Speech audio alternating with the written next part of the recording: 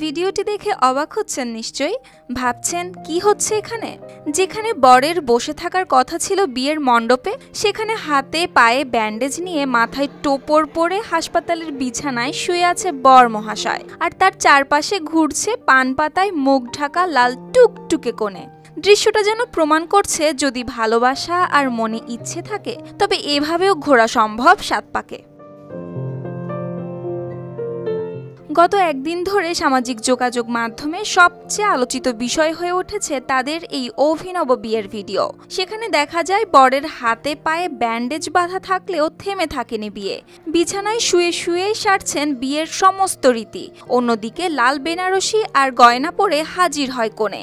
বরের বিছানার চারপাশে ঘুরলেন পান পাতা দিয়ে মুখ ঢেকে। এরপর পাতা সরিয়ে প্রথমবার একে অপরের চোখে চোখ রাখলেন বরকনে। পুরোহিতের মন্ত্রপাঠ উলুধ্বনিতে মুহূর্তটি যেন হয়ে উঠল আরও স্মরণীয়। শুভ দৃষ্টি মালা বদল শেষে ধর্মীয় রীতি মেনে বর কনের সিঁথিতে সিঁদুর পরিয়ে 7 জনমের জন্য আপন করে নিলেন একে অপরকে।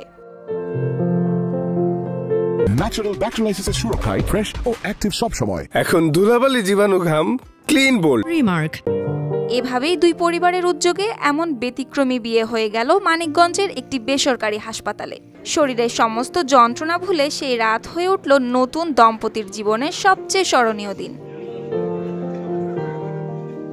তবে আনন্দ আর অমৃতার বিয়ের দিনক্ষণ ঠিক করা ছিল অনেক আগে থেকেই, কিন্তু দুর্ঘটনার কারণে প্রচণ্ড আঘাত পান কোমরে, ভেঙে যায় 2 হাত ডান পা। গুরুতর অবস্থায় আনন্দকে ভর্তি হতে হয় হাসপাতালে। প্রায় 2 সপ্তাহ ধরে তিনি হাসপাতালে ভর্তি। তবে বিয়ের লগ্ন যাতে পেরিয়ে না যায় তাই দুই পরিবার রাজি করায় হাসপাতাল কর্তৃপক্ষকে। এরপরে অনুমতি মিলে বিয়ের। তাদের সম্মতিতে 4 সেপ্টেম্বর রাতে হাসপাতালের একটি কক্ষে সাজানো হয় বিয়ের আসর।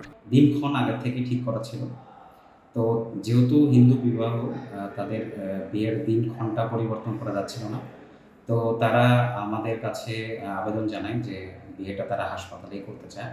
পরে আমাদের ঊর্ধ্বতন কর্মকর্তাদের সঙ্গে আমরা আলোচনা করি এবং তারা আমাদেরকে এখানে সার্বিক সহযোগিতা করার জন্য অনুমতি দেয়। খুব সুন্দরভাবেই তাদের বিবাহটা সম্পন্ন হয়েছে। আসলে আজকের এই ঘটনা যেন আবারও প্রমাণ হলো বিপদেই চেনা যায় প্রকৃত বন্ধু। প্রকৃত ভালোবাসা কখনো পরিস্থিতির অপেক্ষা করে না, বরং প্রতিকূলতাকেই পরিণত করে জীবনের সবচেয়ে স্মরণীয় মুহূর্তে। News desk, RTV।